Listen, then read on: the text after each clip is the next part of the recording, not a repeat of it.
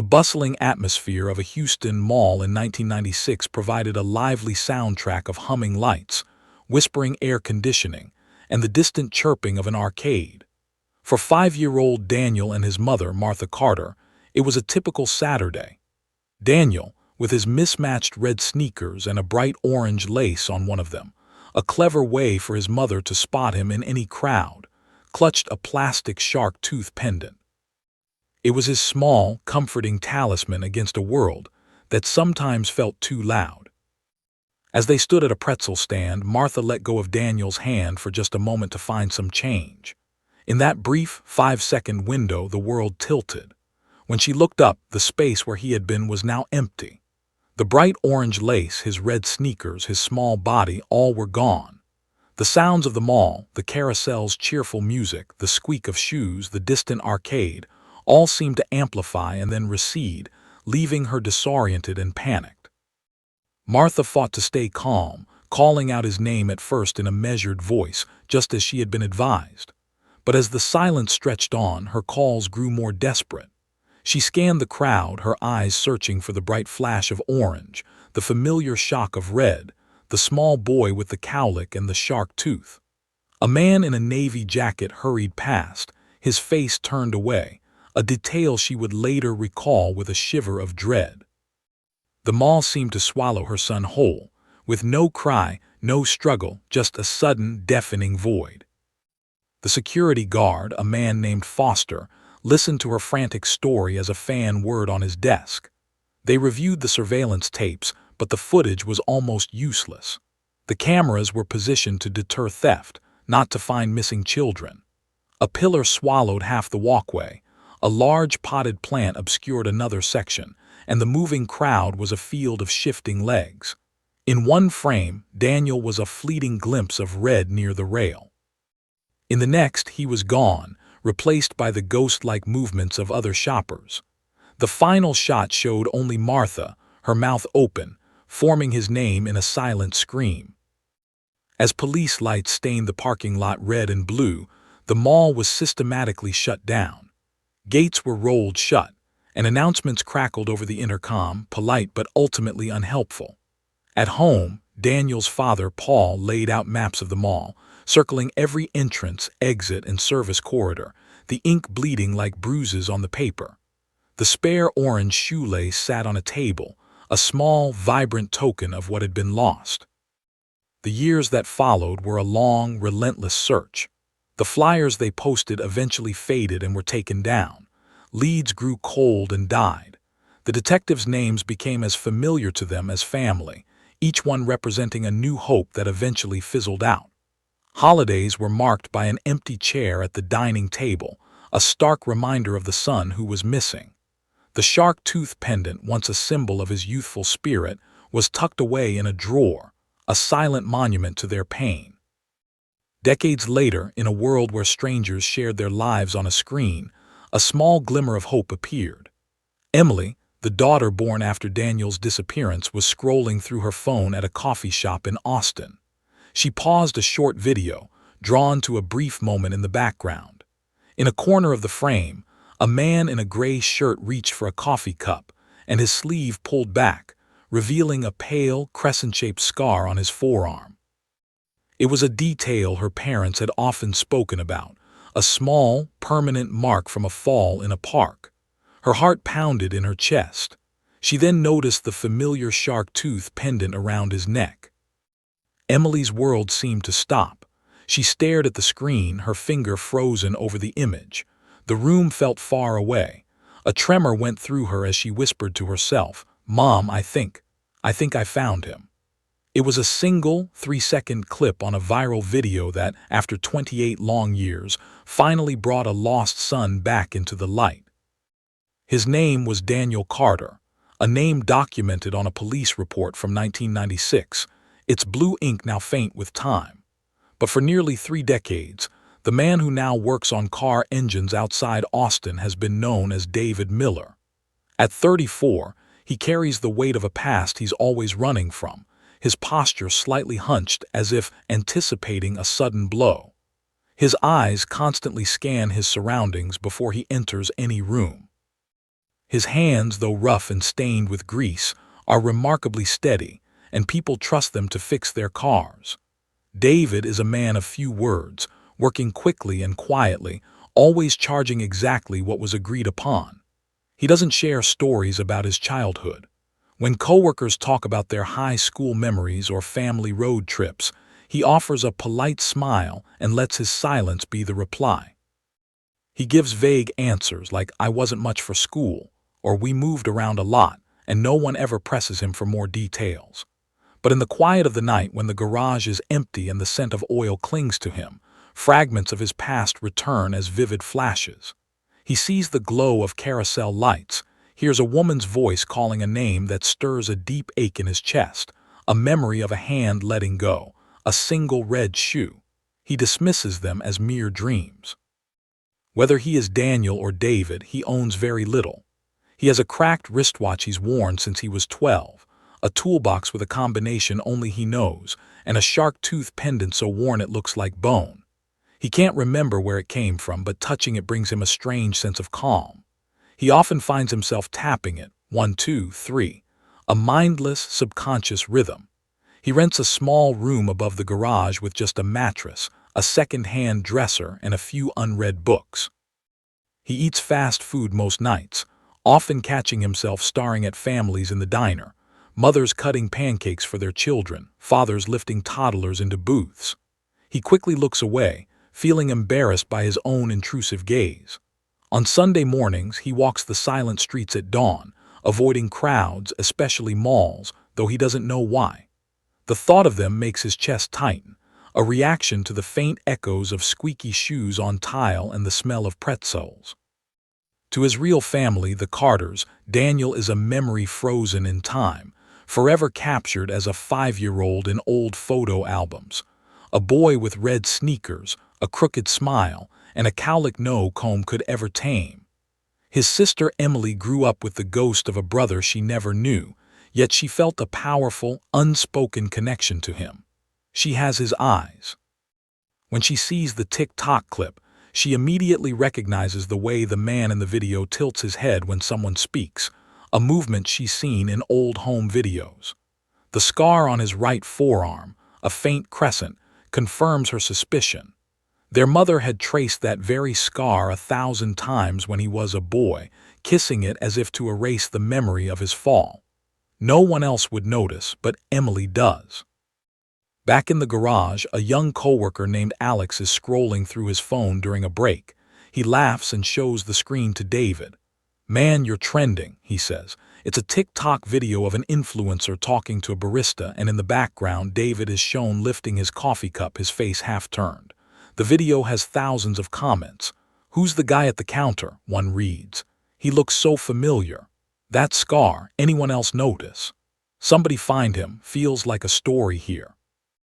David's face flushes with a mix of anger and fear. "Delete that," he mutters, pushing the phone away. Alex shrugs. "Not my post, man, it's everywhere now." David's stomach tightens. A cold whisper echoes within him, "They'll find you." He doesn't know who they are, but a deep, primal part of him does. He pulls the shark tooth pendant from beneath his shirt and taps it once, twice, 3 times, a rhythm he can't recall learning but has always known. Hundreds of miles away, in a quiet living room filled with boxes of old flyers and faded photos, Martha Carter presses pause on her daughter Emily's phone screen. Her hand trembles as she stares at the man in the background, a man who has her son's eyes. For the first time in 28 years, a flicker of hope ignites within her. The home of the Carters in Houston had become a monument to a life on hold. In the attic, boxes were filled with flyers, their paper yellowed with the passing of time. Each one bore the same image, the face of a little boy, Daniel Carter, who vanished without a trace in 1996. Downstairs, the dining table bore deep marks, etched by the elbows of a family that spent countless hours poring over maps, lists of potential witnesses, and the phone numbers of detectives who offered promises of progress that were rarely kept. After so many years, Martha, the family's matriarch, had ceased to expect a breakthrough from law enforcement. Yet a spark of dormant hope ignited the moment her daughter, Emily, showed her a short clip on the social media platform, TikTok. "It's him, Mom," Emily insisted, her fingers zooming in on a face until it was nothing more than a blur of pixels. "The scar, the way he turns his head, you always said he did that." Martha placed a trembling hand on the screen, her lips parting as she struggled to speak. For almost 3 decades, she had imagined her son everywhere. A face in a crowd at the supermarket, a stranger walking past her car, a person laughing on a distant porch. But this time, it felt different. It felt real. Her husband, Paul, was more cautious. "It could be anyone," he said. "Scars aren't unique. We can't let ourselves believe this again." But even he couldn't look away from the video, his jaw clenched, as if he feared that a flicker of hope might be a form of betrayal. Miles away in Austin, a man named David began to notice the subtle shift in the world around him. At the auto garage where he worked, customers would linger, their attention focused not on their vehicles but on him. "Hey, aren't you the guy from TikTok?" a teenager asked one day, his phone already recording. "No," David replied and pushed past him.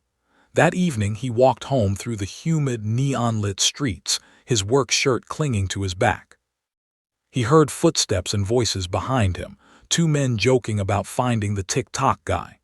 He slipped into a narrow alley and waited until they had passed, his heart pounding. At the local diner, the waitress who always refilled his coffee stared a moment too long. "You have one of those familiar faces," she said softly. "Ever been on TV?"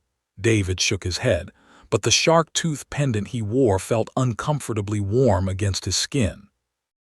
The viral clip had reached Martha's sister, who immediately called. "If that's Daniel," she said, "we need proof, DNA, something concrete." Emily, however, wasn't going to wait.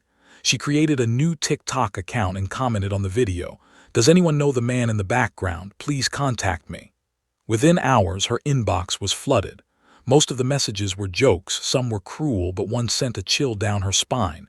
"I know him. He works at a garage outside Austin. People call him David." Emily stared at her phone, her pulse roaring in her ears. At the garage, David found a note tucked under his toolbox. It contained just 4 words, written in a frantic, shaky hand.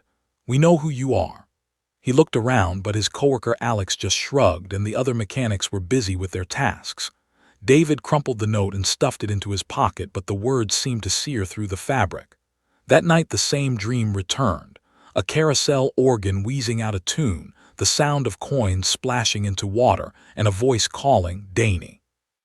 He woke with his fists clenched, the pendant cutting into his palm. It was as if something was calling to him, a current he was unable to swim against.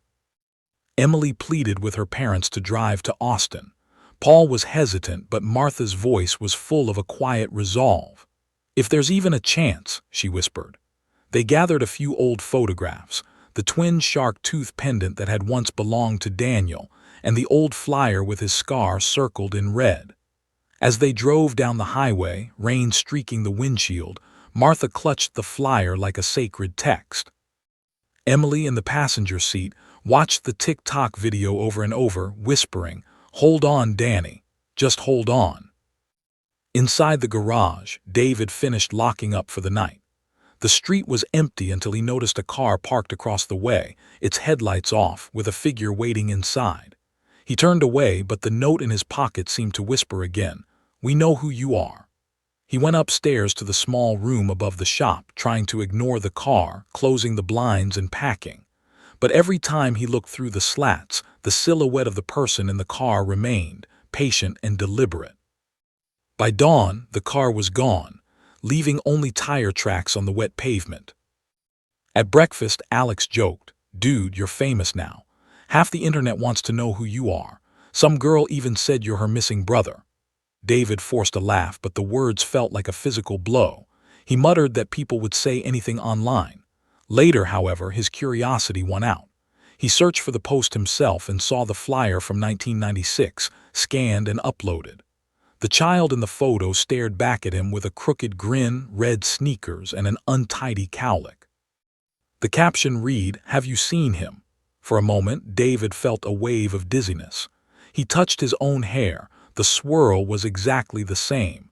He traced the scar on his arm, and his lungs fought to draw a breath. The Carters checked into a budget motel in Austin. The lobby smelled of old detergent and stale coffee. Martha was unable to sit still, packing the narrow room, clutching the shark tooth pendant and whispering prayers she hadn't spoken in years. Emily scrolled through TikTok comments, piecing together fragments of information. He works on South Lamar, drives a beat-up Chevy, keeps to himself. Paul warned, "We need to be careful. If it isn't him, we'll shatter your mother's heart all over again." But Martha's eyes blazed. "If it's not him, I'll know," she said with absolute certainty. "A mother knows." Back at the garage, a stranger appeared, an older woman with piercing eyes who introduced herself as Mrs. Alvarez. She claimed her car wouldn't start, but as David looked under the hood, she studied his face as if comparing it to a memory. "You look just like a boy I once saw on a flyer," she said quietly. David's wrench slipped. "I think you've got the wrong guy," he said. She didn't press the issue, but before she left, she placed a folded newspaper clipping on his workbench. When he opened it, he froze. The headline read, "Child Vanishes at Houston Mall," and the photo was of a 5-year-old boy, him. That night David walked for hours, the questions chasing him relentlessly. Who am I? Why do strangers look at me as if I'm a puzzle they're trying to solve? He sat on a bench outside a closed pawn shop and pulled the shark tooth pendant from under his shirt. He ran his thumb over it, counting. 1, 2, 3. The rhythm was oddly comforting, though he couldn't explain why. A memory flickered to life, warm hands guiding his small fingers, a woman's voice saying, "Count until it feels better, Danny." The name echoed in his mind like a bell in a sealed room. At the motel, Martha couldn't sleep. Finally, Emily voiced the fear her mother had not dared to speak aloud. "What if he doesn't remember us? What if he doesn't want to?" Martha's response was a tearful whisper. "I just need to see him, just see him breathe, that's all." A few days later, Emily sat in the diner where the TikTok video was filmed, waiting. David walked in, his shoulders tight, and took a seat alone after ordering a coffee. Emily's throat tightened. She discreetly pulled out her phone and began recording not his face but his arm, the scar. Her heart slammed against her ribs. She sent the clip to her mother immediately. "It's him, Mom, it's him." David seemed to sense her eyes on him. He turned slowly, and for a fleeting moment their gazes met. Something flickered in his expression, confusion, recognition, and a hint of fear. He looked away too quickly, but Emily's hands were already shaking. She knew, with absolute certainty, that the missing boy from Houston was sitting only a few tables away. Emily didn't sleep that night. Every time she closed her eyes, she saw the moment their gazes locked. There had been a flicker of familiarity, a tiny flame in the dark. She replayed the video she had taken, pausing on his scar, the tilt of his head, the way he fiddled with the pendant. In the morning, Martha was insistent. They had to go back. Paul, ever cautious, argued, "We can't just ambush him. If it's really him, there will be trauma involved. We need to be careful." But Martha's voice was filled with conviction. "If we wait, we might lose him again." At the garage, David felt the pressure mounting. He noticed two strangers, a man and a woman who were clearly not from Austin, lingering across the street, pretending to check their phones. Inside, a sense of panic began to build. He felt hunted, cornered. That night he demanded answers from the only people he had ever called family, the Millers. "Where did I come from?" he asked his father figure, an old trucker with shaking hands and a rattling cough. "Why are you asking?" The old man asked, his eyes narrowing. David pressed on. "Someone left a newspaper clipping on my workbench about a missing kid who looks just like me." The room fell silent. Finally, the old man muttered, "We gave you a home. That's all you need to know." But for David, it wasn't enough. The half-answers felt like a set of shackles. Martha decided to act. She wrote a letter and slipped it under the garage door at dawn. "If you are Daniel Carter," it read, "we are your family. We never stop searching. Please just meet us once. Your mother, Martha." When David found it, his chest ached. The handwriting was delicate and desperate. He stared at the name Martha and felt a strange pressure in his head, as if a buried memory was fighting to break free. He tore the letter and threw it away, but that night, he dug the pieces out of the trash and carefully smoothed them out on his dresser. Meanwhile, Emily contacted Detective Ross, a retired investigator who had once been on her brother's case. They met at a coffee shop. His face was older now, etched with guilt. "I always thought something about that day didn't add up," he admitted. "The security cameras at the mall mysteriously cut out at the exact moment Daniel disappeared. Witness reports were contradictory, but no one wanted to push too hard."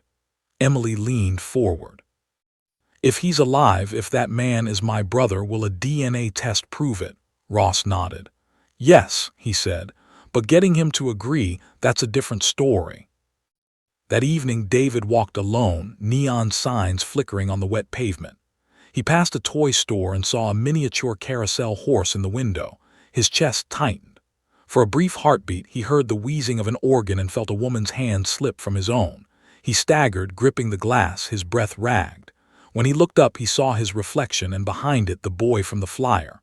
Across the street, Martha watched from the shadows, clutching the second shark tooth pendant. "Danny," she whispered.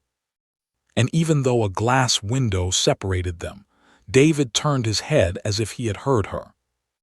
The next morning, a loud pounding on the garage door woke David.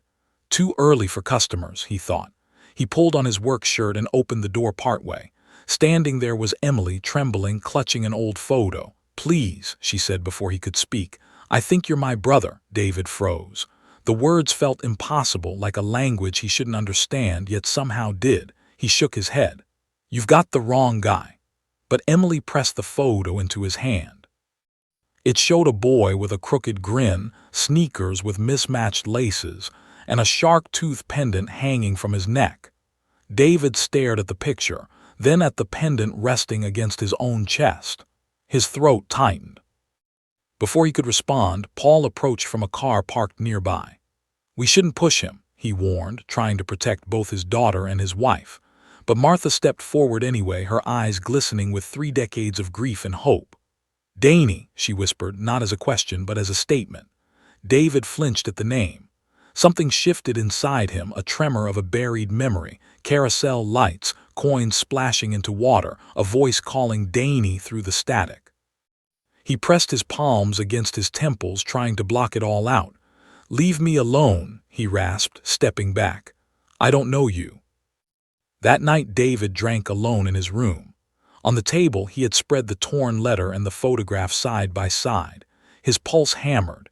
If they were telling the truth, then what had his entire life been? Across town, Emily pleaded with her father. "We can't give up." He looked at me like he almost knew. "We just need proof." Paul sighed, rubbing his temples. "Proof means DNA, but we can't force him." Martha interrupted, her voice firm. "I've waited 28 years. I'll wait one more day, one more week, whatever it takes.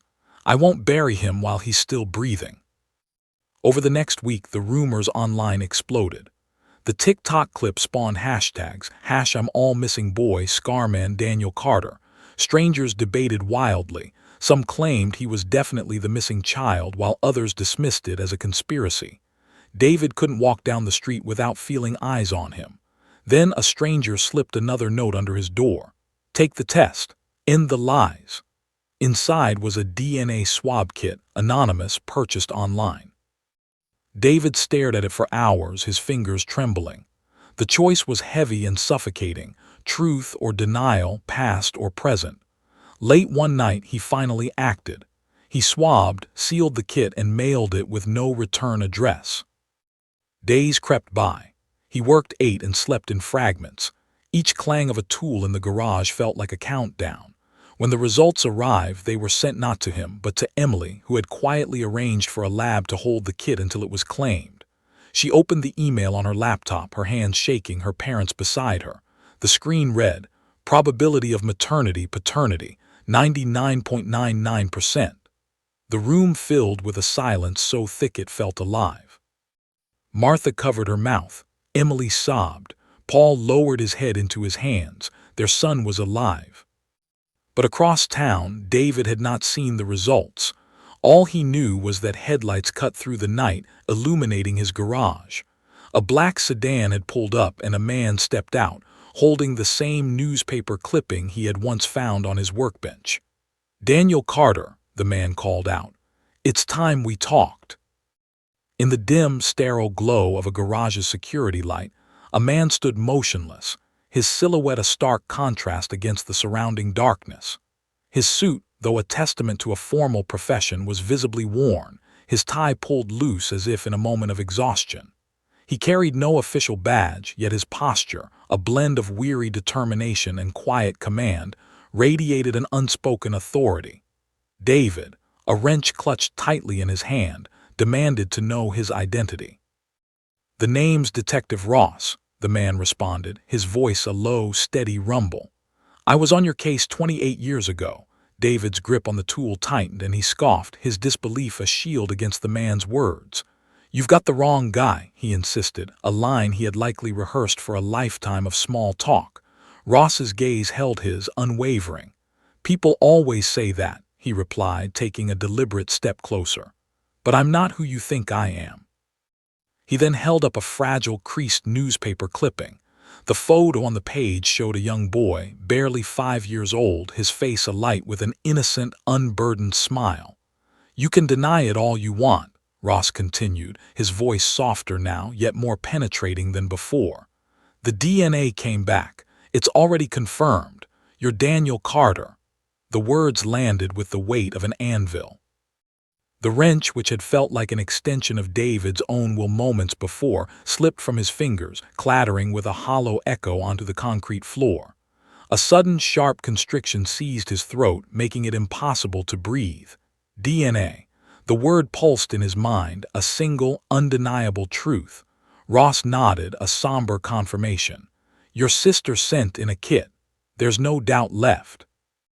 David stumbled backward, the cold metal of a car's hood pressing into his back, grounding him as his reality began to spin. His breath came in shallow, panicked gasps. Daniel Carter. The name was foreign, a complete stranger, yet it held an unsettling resonance, like a memory buried so deep it had become part of his bone and sinew. It was a name that felt like a quiet, agonizing homecoming to a life he didn't know he had lost. Far away in the quiet solitude of a simple motel room, Martha sat on the very edge of her bed, her fingers anxiously clutching the small, smooth surface of a shark-tooth pendant. The pendant, a twin to the one her son had worn, was a talisman of her endless hope and a monument to her decades of grief. She whispered a prayer of gratitude, the words a fragile lifeline holding her together. Yet beneath the thankfulness, a cold dread coiled in her stomach. If her son was truly alive, it meant he had been stolen. Someone somewhere had raised him in the quiet of their life, while she had spent a lifetime screaming his name into an empty, echoing void. In the same room, Paul Pack's hands were clenched into tight fists, his knuckles white. The thought of this injustice ignited a fire within him. "When we find out who did this," he growled, "I want justice. I don't care how long it's been." But Emily, his daughter, saw the situation through a different lens. She could only think of the confused, searching expression on the man she had seen at the diner, the way his fingers, without his conscious knowledge, had tapped the pendant he wore. He wasn't a criminal, a hero, or a victim. He was just a man. "He doesn't need justice first," she said softly, her voice filled with a profound and gentle wisdom. "He needs us." Back in the garage, Ross finally managed to get David to sit down, the rigid tension in the younger man's body slowly giving way to a bone-deep weariness. "You were taken from the Houston Mall in '96, Ross began, laying out the narrative like a series of puzzle pieces. "Security cameras failed at the exact moment. Witnesses told us they saw a man in a navy jacket leading you toward the employee corridors. We searched for years, turning over every stone." David listened, his head shaking slowly from side to side, the facts a blur of information that didn't feel real. He felt as though he was drowning in a flood of disjointed memories, a few fleeting images swirling through the torrent. A carousel, its calliope music a distant, wheezing song, the sweet, buttery smell of warm pretzels, a woman's voice, lilting and gentle, calling his name. Ross saw the searching look in his eyes. "That woman was your mother," he stated, his voice a profound finality. "And she never, not for a single day, stopped looking." David ran both hands through his hair, his mind reeling. The people he called his parents, the Millers, were a core, foundational part of his identity. "If I was stolen," he whispered, the question a quiet plea for sanity, "then who the hell are the Millers?" Ross's eyes hardened, a flash of steel in his gaze. "That's what we're going to find out," he promised. The long-awaited confrontation came 2 days later. David drove to the Millers' house, a sense of detached dread settling in his stomach. Ross trailed behind him in his own car, a silent shadow of authority. The neighborhood was painfully, idyllically normal. Children rode their bikes on quiet streets, their laughter echoing in the evening air as if the world were a perfectly safe place. Inside the Millers' home, the sterile quiet of the kitchen was punctuated by an almost unbearable tension. The Millers sat stiffly at their table. The old man coughed into his hand, a nervous habit refusing to meet David's eyes. The woman, his mother for 3 decades, sat with her hands folded in her lap, a position of practiced serenity that failed to hide the desperate tremble in her fingers. "You knew," David said, his voice raw, breaking on the single word. "All these years, you knew I wasn't yours." Tears welled in the woman's eyes, overflowing to carve a path down her cheek. "We didn't take you," she insisted, the words a flimsy defense. "We were told you had no one. We thought we were saving you." Ross, having entered the room, slammed a folder down onto the table. The sharp sound made them all jump. "Not the whole truth," he stated, his voice devoid of emotion. "Records show money exchanged hands, an underground adoption. You bought him." The words were like sharp pieces of glass slicing through the air. David staggered back, a gasp escaping his lips. A betrayal so deep and profound it felt like a physical wound. "You paid for me," he whispered, his chest aching. The old man coughed harder, muttering that they had given him a home. "No," David breathed, the word a shattered whisper. "You gave me a lie." He stormed out of the house and into the starless night, the small shark tooth pendant clutched tightly in his hand. For the first time, the fragments of his memory didn't just swirl, they solidified, his small fingers slipping from a woman's grasp. The sudden, overwhelming panic of being lost.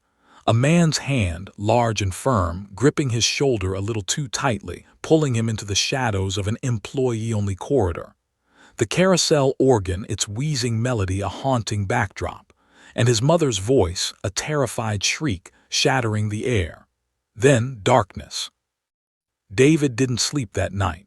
He walked the empty streets of Austin until the first faint light of dawn, a restless ghost haunted by fragments of his past.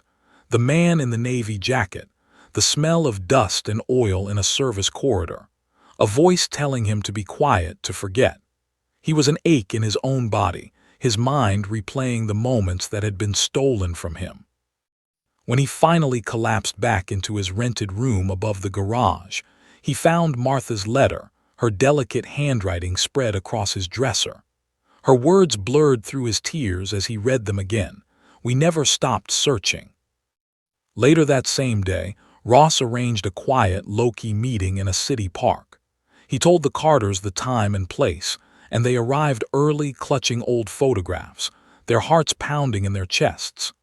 David hesitated at the edge of the park, his fists clenched, every instinct screaming at him to run away and hide from the truth he had just discovered. But his feet remained rooted to the ground. He watched as Martha paced near the benches, her eyes scanning every face, a quarter-century of hope and grief etched into her expression. Emily sat next to Paul, her fingers absently tracing the outline of her own shark tooth pendant, a mirror image of the one beneath David's shirt. Finally, David forced himself to move, each step a difficult act of will. Martha turned and froze as he approached, a gasp leaving her body in a rush. "Danny," she whispered, the name a fragile prayer.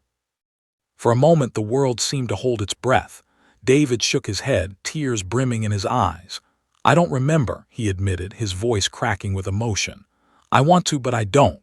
Martha didn't hesitate. She stepped forward, slow and cautious, like she was approaching a wounded animal. She lifted the twin pendant, letting it dangle in the sunlight between them.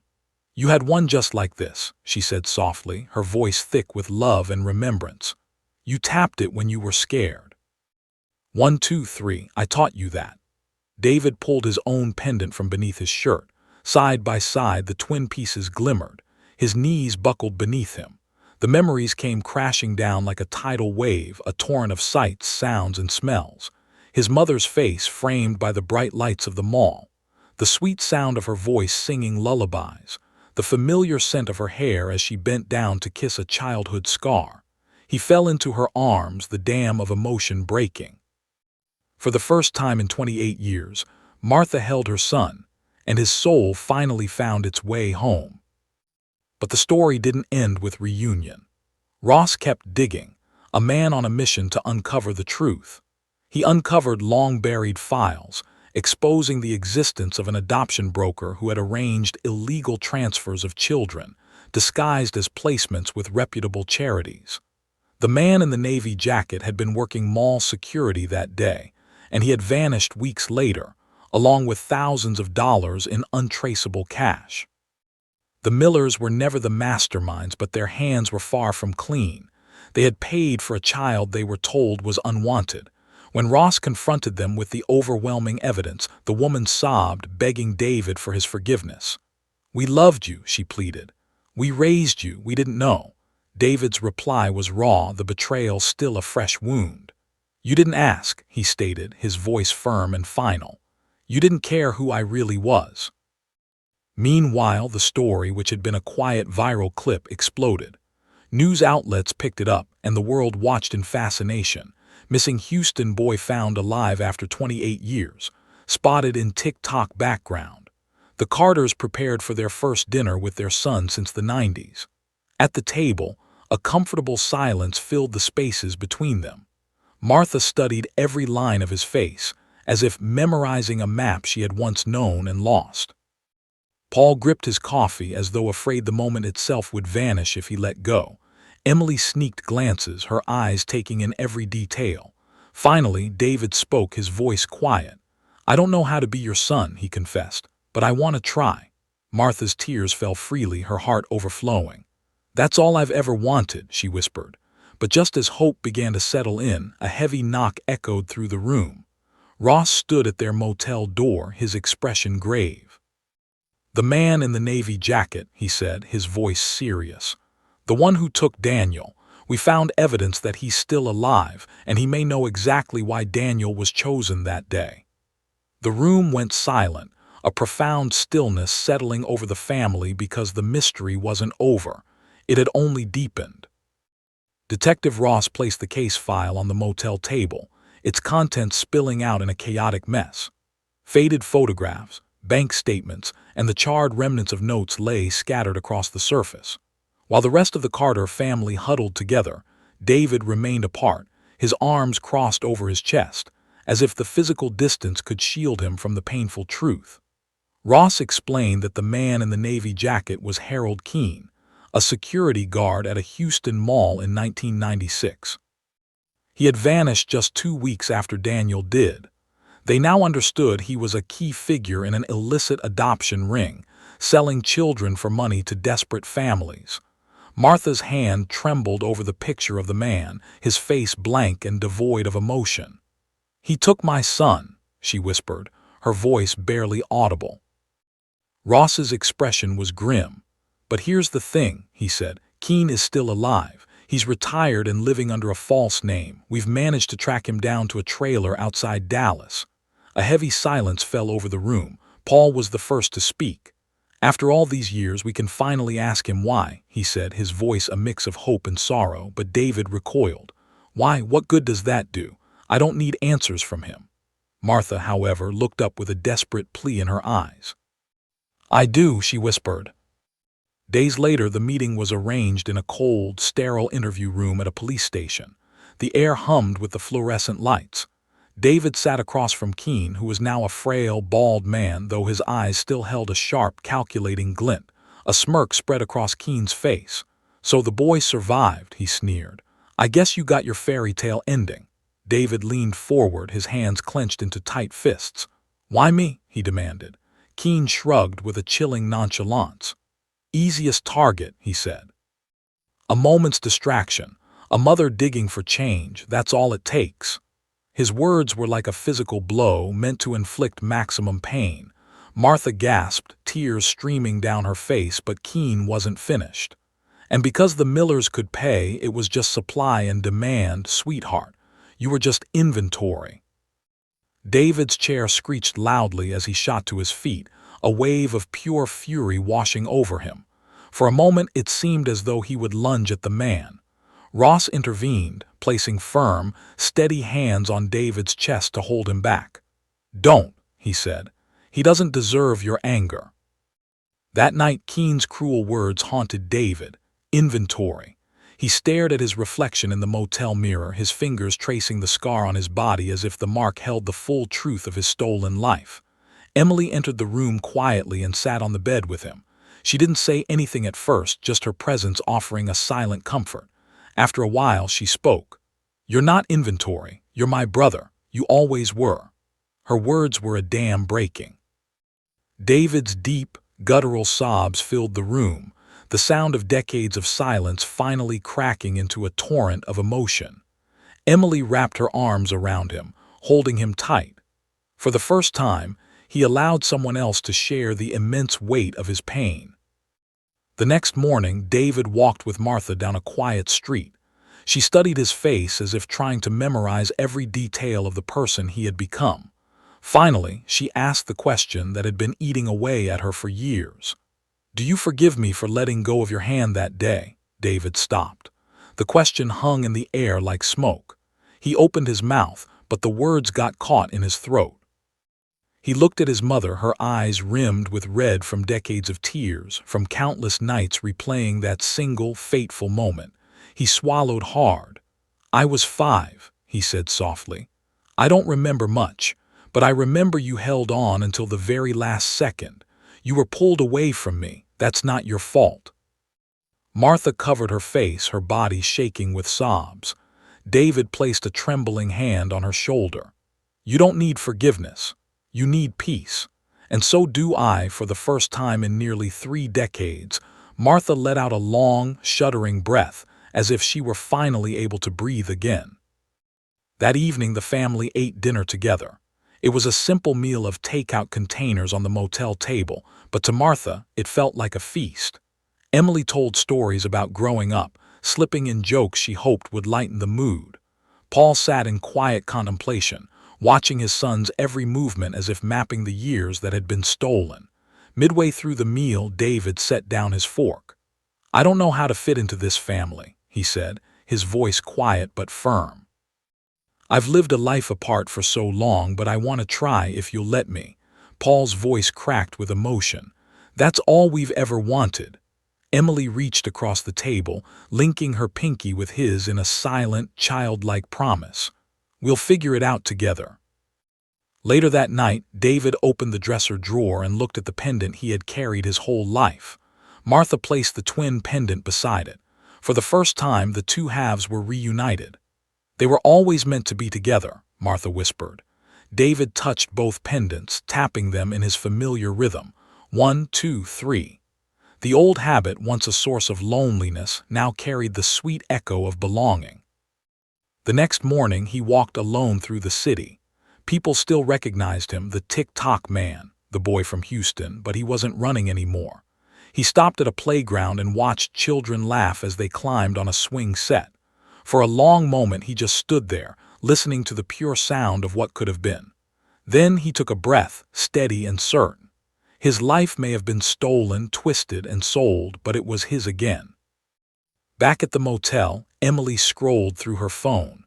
A new TikTok trend was emerging, people filming the moment they recognized long-lost relatives. In the comments under David's viral video, a stranger had written, "I know more about what happened in that mall. Meet me before it's too late." The message lingered in Emily's mind. She showed it to Ross, who advised caution. "The internet's full of liars," he said. "Could be a prank." But Martha's eyes narrowed with a familiar fire. Or it could be the last missing piece. David, exhausted by the relentless stream of revelations, was hesitant but a deep curiosity, A need for complete closure pulled him in. They agreed to meet the stranger in a public library cafe, a place crowded enough to feel safe. The man was older, thin, with fingers stained by nicotine. He introduced himself as a former janitor at the mall. "I saw him that day," he said, nodding toward David. "I saw Keene lead him through the staff door. I tried to report it, but no one believed me. They said I was drunk. Maybe I was, but I remember the kid's shoes red with one orange lace." David's breath caught in his chest. Martha's hand gripped his arm tightly. The detail was undeniable. The janitor leaned forward. Keene wasn't acting alone. There was a network. Families paid to make kids disappear. Daniel was one of many. The revelation sickened them, but it also confirmed what Martha had always known. Her son wasn't lost because of a single, tragic mistake. He was stolen by a cold, calculated system built on greed. Later, as the family drove home, a heavy silence filled the car. Emily finally broke it. "We can't change what happened, but we can decide what happens now." David gazed out the window, watching the Texas fields blur by. He touched the pendant against his chest, its weight feeling different now, not as a chain, but as an anchor. "I'm not just the boy who was lost," he said quietly. "I'm the man who was found." Martha turned to him, tears shining in her eyes. For once, they were tears of relief, not grief. That night, David stood in front of a mirror. He studied his reflection, the scar, the eyes, the man he had become. Slowly, he whispered the name he had long buried, Daniel Carter. For the first time, it felt like the truth. The next morning, David, now Daniel, sat with his family on the motel balcony. The air was fresh with the scent of coffee and wet pavement from the night's rain. For the first time in decades, the silence between them didn't feel empty. It felt whole. Martha squeezed his hand. "I used to pray every night just to know if you were alive. And now, here you are, that's enough for me." Daniel looked at her, the woman who had never stopped searching. "You didn't just keep me alive in your prayers," he said, tapping his chest. "You kept me alive in here." Emily leaned her head against his shoulder. "The world found you in a TikTok video, but we would have found you somehow because love doesn't stop." Paul, quiet as ever, finally spoke. "We lost 28 years, but we have today. Let's not waste it."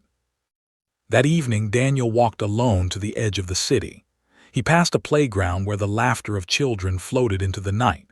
For a moment, he closed his eyes and let the sound wash through him, not as a source of grief for what was stolen, but as proof of what still existed. He took the two shark-tooth pendants from his pocket, holding them together in his palm. Under the street light, they glimmered as a single, unified piece. The world would remember this story as a headline, "Boy lost in mall found decades later." But for the Carters, it was more than a headline. It was breath restored, laughter returning to a house that had been silent for too long. Yes, scars remained, but they were proof of survival.